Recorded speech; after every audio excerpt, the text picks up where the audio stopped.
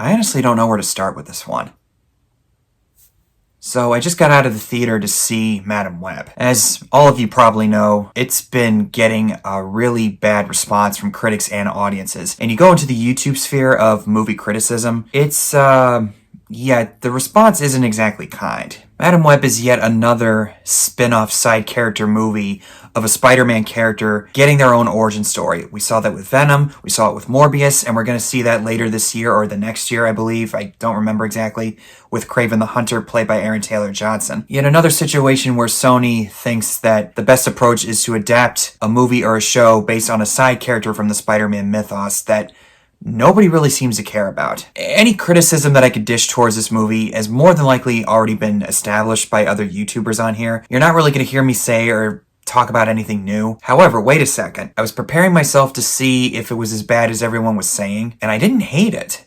But, I also wouldn't call it a good movie. If anything, serviceable. I've seen better, but I have seen so much worse than this. So the plot of this movie is that it's this character, Cassandra Webb, who becomes the famous character in the Spider-Man universe, Madam Webb, who is more or less like the Watcher for Spider-Man, seeing all the different timelines. She knows exactly what's going to happen in the future, and she helps guide everybody, like these three young girls that are being targeted by this guy named Ezekiel, who knew Cassandra's mother. I realize I'm going into the plot, so spoiler warning if you really give a crap about any of that stuff. More than likely, there's a lot of shots in this movie that weren't even in the trailers or vice versa. This is a common thing that we've seen from Sony for the past 10 years or so, ever since they rebooted Spider-Man back in the day. Not really a surprise because I knew exactly what I was going to get from Sony Pictures with the Spider-Man property. And to talk about studio interference from Sony, I'm going to sound like a broken record at this point. Unfortunately, it's just another case that there's a bunch of executives, practically I would say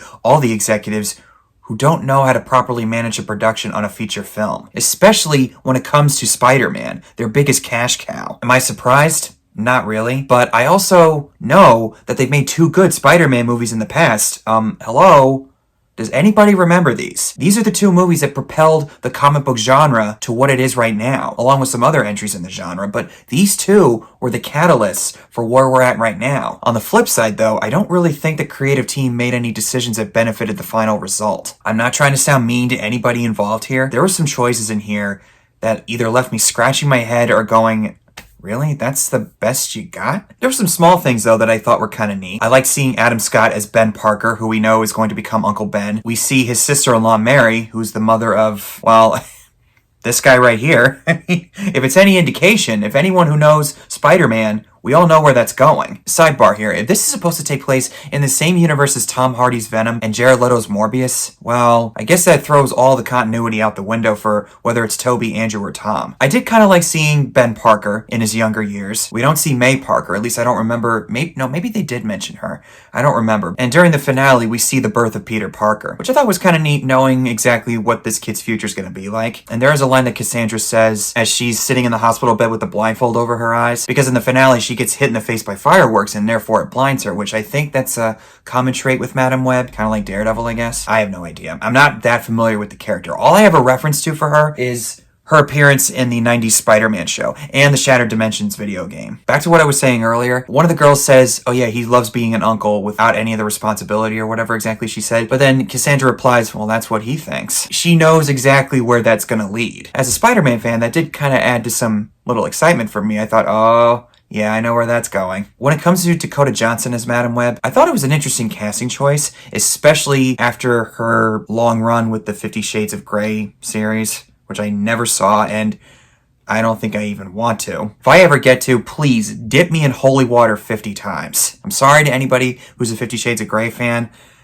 It's not for me. The only thing I remember seeing her in was the movie Black Mass with Johnny Depp back in the day. And from what I remember, she was actually not that bad. Here, though, she's not very good. And I don't really like to criticize actors, but there's really no other way of dancing around that. And I don't know exactly who's to blame for that, whether it's S.J. Clarkson, the director, or the writing team. They have a writing credit in the Gods of Egypt movie, The Last Witch Hunter, and Morbius from 2 years ago. Not exactly anything to brag about. As for the director, S.J. Clarkson, not trying to throw any shade any of these people's ways. She's primarily known for television. She hasn't had any experience making a feature film. And the direction that she gives these actors, particularly Dakota Johnson, it's not exactly up to par. There's a moment where she tells the three girls to stay put in the forest where she's hiding them. And they're trying to push back saying, yeah, why should we listen to you? And she says, just stay here. She could have easily come off as very firm and assertive, saying, stay here, I'm gonna be right back. And I didn't really find Dakota Johnson that convincing. I audibly said out loud, that's the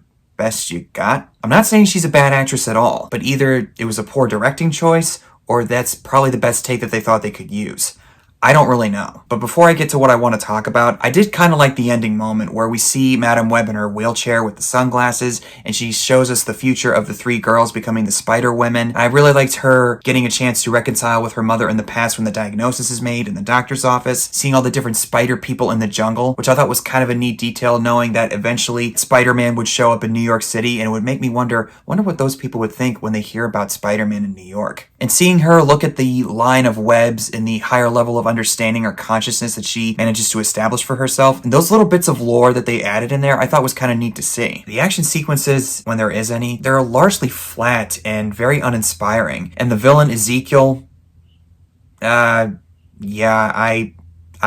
could care less about that guy. Someone who's motivated by the desire to have those spider powers, but we don't know exactly why he wants it, other than he wants it for selfish reasons. And those reasons are never brought up. And the movie takes place in the year 2003, over 20 years ago. The product placement is very apparent here, and Sony is no stranger to throwing product placement stuff in our faces. There's even a cover of a Beyonce album on the brick side of a building when Dakota Johnson goes back to her apartment. And of course, the Pepsi sign gets thrown around a lot, and we see a Blockbuster sign in the beginning of the movie when she's riding in the ambulance. Not so subtle, but I also wasn't offended or anything. It's one of Sony's many shticks by now, so if you're still upset by that, not being able to accept that's what they're gonna do, well, that's on you. But really what I want to talk about, of course, there's a lot of YouTubers on here that are really dunking the hell out of this movie. On the flip side, though, I hesitate to go in the direction of mentioning any names. Chris Stuckman, who I was a fan of for many years, was really sucking up to the creative people behind this movie, throwing all the blame at Sony Pictures, saying that it's all their fault that this movie turned out the way it did. Other people have talked about this in the YouTube sphere. Where I stand on that is this: nobody is going to argue that Sony needs to make some changes here, but also we need to hold these people accountable, the creative team, for making the movie that they made. However talented they may be, either they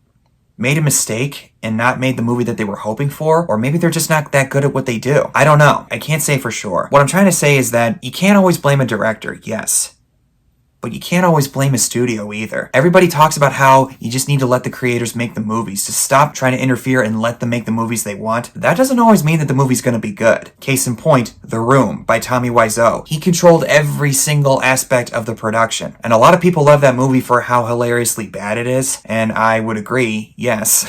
I might actually talk about that one day. But let's be real here. The final result was not that good. You need to have somebody there to tap someone on the shoulder and say, hey, that's stupid. Don't do that. Another case in point, George Lucas with the Star Wars prequels.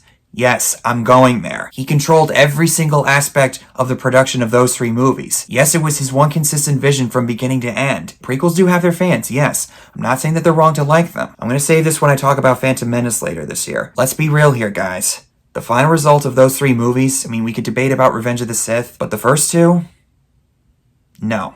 Sorry, no. So to anybody in the YouTube sphere that throws all the shade towards the studios, they need to realize that you need to hold the creators accountable for making a movie that wasn't really up to par with what we were hoping for. Now with Chris Stuckman, I don't mean any disrespect to the guy. He wants to try to make it in the industry because he doesn't want to be like a critical drinker or Geeks and Gamers that make their living by trashing every movie that comes out. Almost everything that's popular to hate or love. But there's a big difference between trashing somebody and holding them accountable for a creative decision that they made. If we criticize them, maybe they can take that into consideration and say, oh, I need to do better. Okay, now I know how to improve going forward. Whether it's the studio or the creative team, we need to hold them accountable either way. Don't put all the blame on the studio executives. Sometimes the creative side is just as problematic. But with Madam Webb, I think it's pretty clear that Sony really needs to, at least for myself, give up the rights to Spider-Man completely to Marvel Studios. Say what you will about Phases 4 and 5, But at least for me, there's some spark that's still there in the MCU. Some way, somehow, anyway. And Kevin Feige, yes, oversees a lot of the productions in these movies,